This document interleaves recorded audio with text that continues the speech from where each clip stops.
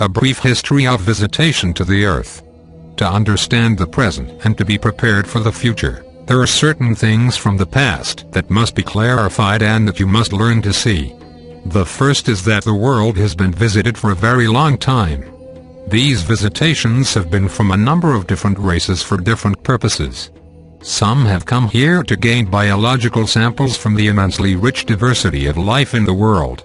Others have come here to hide things, to store things beyond the awareness of the native peoples of the world. At different points, others have established bases here temporarily and on a few occasions have tried, in more recent history, to educate or to influence early human civilizations. These visitations were brief and were not sustained for long. The bases that were established here were only mainly to gain a greater understanding of the Earth's geological and biological realities. Attempts to influence early civilizations proved to be unsuccessful. However, a great deal has been learned about the natural world here, and many biological elements have been taken from the world periodically to support the emergence of life elsewhere. Those races who are present in the world today represent a different set of forces from those who have visited humanity in the past. Humanity has lived in isolation throughout its entire evolution with only very brief encounters with races from beyond the world. Primitive peoples had a great capacity for recognizing the forces of nature, but their sophistication and understanding, technology and communication were limited. Therefore, with only a few exceptions, attempts to communicate with them were never made. They were deemed unready to engage in meaningful dialogue. Yet certain native groups were given wisdom about life existing beyond the world. This was demonstrated to them by visitations and by the giving of gifts. This existed in tribal nations long before and, in some cases, after the existence of early human civilizations.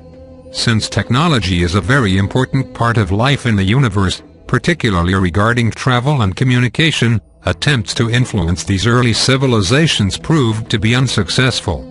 It would have to wait until a much later time for humanity to develop technologically and to develop social structures sophisticated enough and sufficiently large enough for greater communication to be established. For nearly all the races who visited the world in the past, and for those races who are here at present, the world presents a very great challenge. Living in space for very long periods of time in sterile environments, races coming to the world are faced with an immense difficulty. The degree and the diversity of biological agents in the world make this planet, though extremely conducive to life, very hazardous for any visitor who is not adapted to it. Even races with very advanced technology cannot protect themselves against the diversity of life and the number of biological agents that exist in this terrestrial environment. This has made actual living in the world extremely difficult and, in most cases, impossible for all the races who have visited here. It would take them generations to adapt to living in an environment such as this. And only through a prolonged genetic program of bonding with the native people could they have a real possibility of living in a world of such diverse and complex biological forces. It may seem strange to people that the world would be so hazardous for an advanced race who did not evolve here. But it is true nonetheless. If you live in a sterile environment, you can visit other sterile environments, or you can visit environments where there is a very limited diversity of life, if you are prepared for them. Biological creatures are vulnerable to contamination everywhere in the universe. There is no technology, no medical technology, that can protect a biological entity of any kind from new and unexpected influences. This has made your world an extremely difficult place to visit for any length of time or to live in without a very advanced technology. And to maintain this technology far from the source of one's own civilization is very difficult. The world does not provide the technology and the technological inputs that would be necessary for a foreign race to sustain a technological environment here for very long. And the hazards of contamination would be extremely great. For no matter how advanced one's technology, one can still succumb to unseen biological agents such as bacteria and viruses. This makes the approach to a world such as yours a very difficult proposition for any race. Even other races who live in environments of biological diversity, and who have been able to maintain those environments and not strip them of resources, would find this to be very challenging. Visitations to the world have been brief and infrequent, carried out by different groups for different purposes. Some have come to gain biological resources, some for experimentation, and some to establish a base of influence. But none of them have been able to be sustained for very long. As a hiding place, the world has offered certain races great advantages.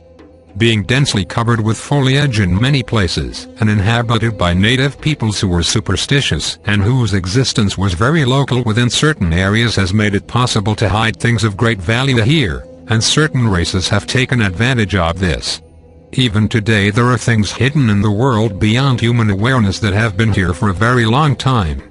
However, now as humanity's technology is rapidly accelerating, the risk of these things being discovered has increased. Many of these treasures buried here for ages have been removed from the world in recent times, especially in the last century. Humanity's ability to discern the existence of objects, metals and machinery deeply buried even in the ocean, is increasing rapidly, and this has required certain races to return to the Earth to remove things of value that have been stored here for a long time. Despite the difficulties of visiting or dwelling in this world for an advanced technological race, this world has been the focus for many races for a very long time because of its biological diversity and its strategic position in this well-inhabited part of the universe. The Earth has been observed for a very long time. It is of great interest to different groups for different purposes. The ascension of humankind and the rapid development of human technology over the past 2 centuries have brought different forces to the world. Forces who are looking for the possibility to gain advantage and to unite with humanity to gain control of an emerging world such as this. With few exceptions, this was never the focus B-15 for humanity lived in a primitive state and had not yet built any technology or system of communication that other races could use or benefit from. Native peoples were only of interest in terms of their adaptive capabilities and their knowledge of the local environment. Beyond this, there was no possibility of really uniting with them. The attempt at uniting with human beings genetically, therefore, has only been a very recent phenomenon. In the past, the Earth had been viewed as a storehouse of biological wealth. Yet attempts to establish permanent residences here have failed as the visitors became affected by their biological environment. Even their advanced technology eventually could not protect them from these forces of nature. And the possibility of introducing foreign biological agents into their planets of origin and into their bases in space proved to be far too great, grievous and risky for settlements to be established here for very long. For should a biological agent infect members of an expeditionary force, they could carry these agents to their centers of operation, thus affecting everyone involved. People have adapted to the world's environment to a very large degree, but in the history of the movement of peoples within the world, you have seen the power and the impact of infectious diseases in destroying entire populations as people from different continents came in contact with one another. This is a very great hazard in space and continues to be a great hazard. Technological races function in largely sterile environments. They engage with each other in sterile environments. Commerce between nations is rarely carried out on the surface of their worlds unless those worlds have been stripped of their biological agents, or they are planets that never had the presence of a biological evolution. They are simply being used as bases of operation.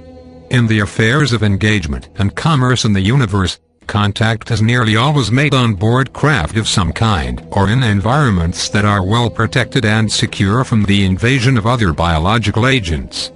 The spreading of viruses has been a serious problem in the past in many regions of space, particularly in well-inhabited regions such as your own.